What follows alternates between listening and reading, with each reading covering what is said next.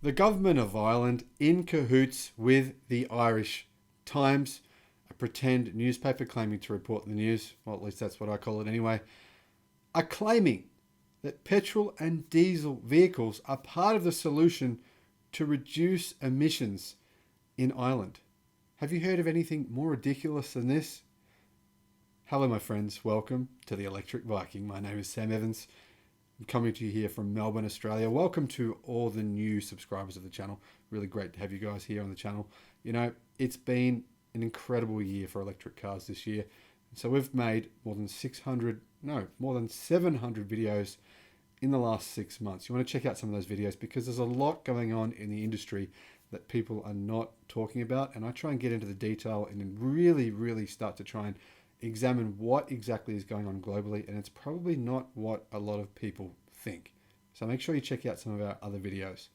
Now, I made a video a few weeks ago talking about how Mercedes was just caught for having 11 different cheating devices on its current diesel vehicles.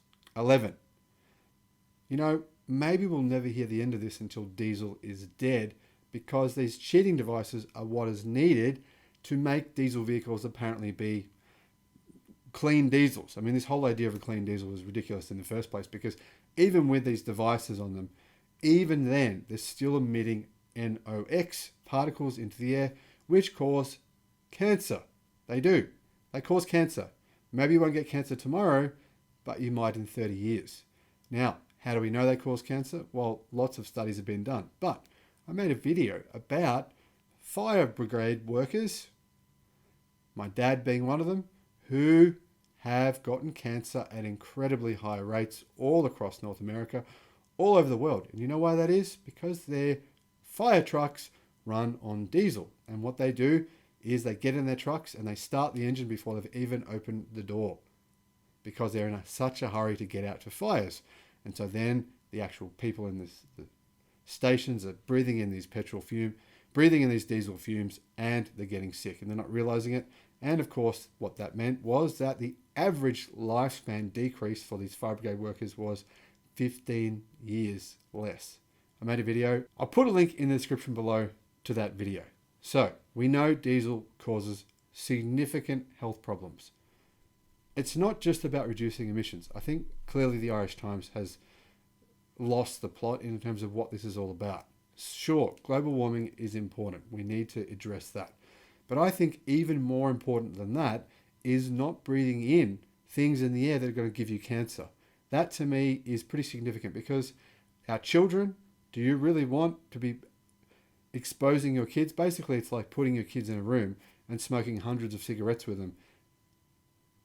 Would you do that? You wouldn't do that, right? It's the same thing with diesel fumes. If you have your kids near your exhaust, or they're breathing in diesel fumes every day, you're on a busy street, and there's a lot of diesel vehicles, well, you're going to be putting them in that situation where who knows how their immune system will react. Maybe they're sick this week and their immune system is more easily compromised.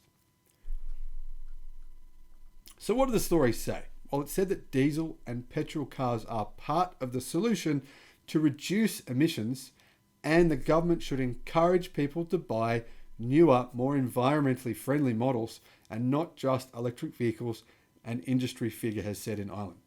Obviously, this industry figure is being basically paid by the government to just spout nonsense, because this is ridiculous.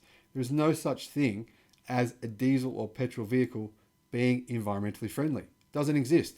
If that vehicle burns oil in whatever form, it is not environmentally friendly by its very definition.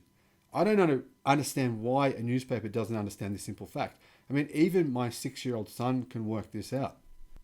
Now, the Irish Times claims that the car industry won't be able to produce enough electric vehicles to enable Ireland to reach its emissions targets by 2030. And Audi Cork General Manager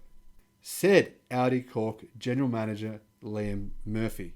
The government's climate action plans aim to have almost 1 million electric vehicles on the roads in Ireland in 2030. Now, Liam Murphy said, "Pushing just EVs is not the way to go about it. The modern petrol and diesel car is part of the solution. It's not part of the problem.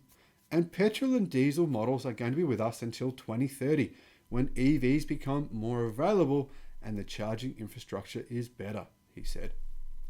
Mr. Murphy said the government should cut VRT on new petrol and diesel cars to encourage people to upgrade to more environmentally friendly, newer models. So he's saying the government should cut taxes on diesel and gas vehicles in Ireland so that people will buy new cars, not battery-powered cars, just new cars. Now, while the move towards electric vehicles was very welcome from an environmental perspective, Mr. Murphy did not believe the car industry internationally would have the capacity to meet the demand for EVs in the foreseeable future. Factories don't have the capacity at the moment to supply the amount of EVs that the government is calling for in the Climate Action Plan.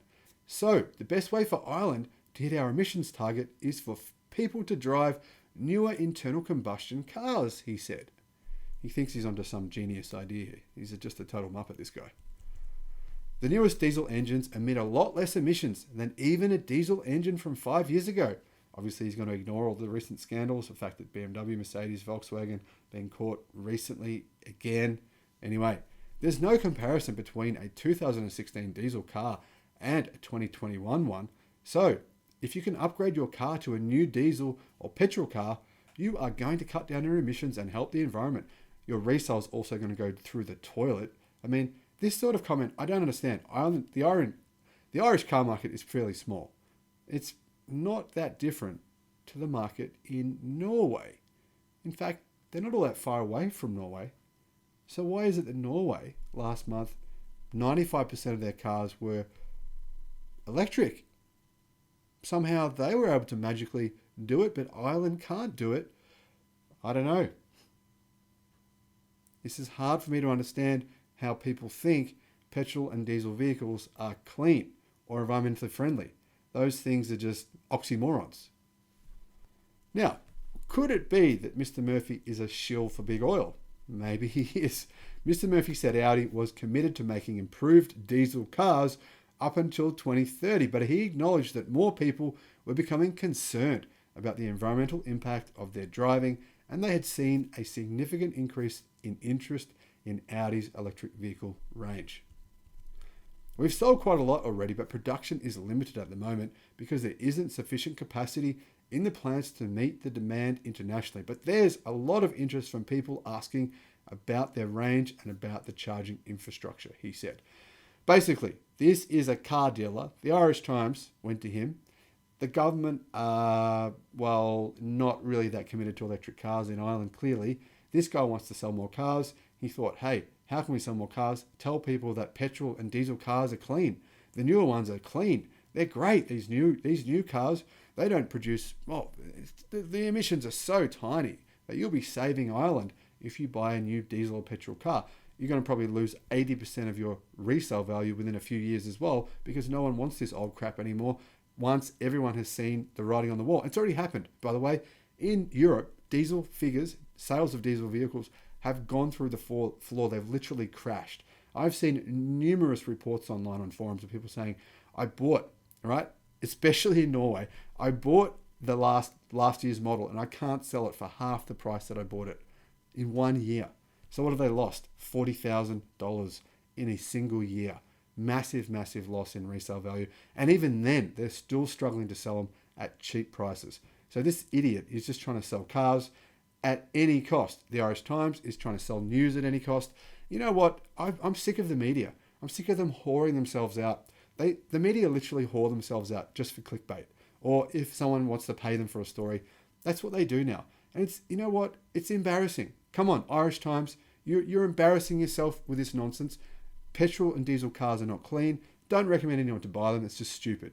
But hey, the good news is Ireland can move to electric cars. And they most certainly will before the end of 2030. It's just a matter of time. The writing is most certainly on the wall. People in Ireland are not stupid. They're not going to read this and believe this stuff. You know what? People in Ireland, I went and visited Ireland and I spent a few months there. It was a beautiful, beautiful country. I actually rode my bike around Ireland, did hundreds of kilometers in Ireland. There actually wasn't many cars on the roads. It was amazing. I really, really enjoyed the experience. And like I said, The people that I met in Ireland, they're not stupid enough to fall for this stuff, so don't print it. Thanks for watching the channel. I'll see you again on the next one. Bye-bye.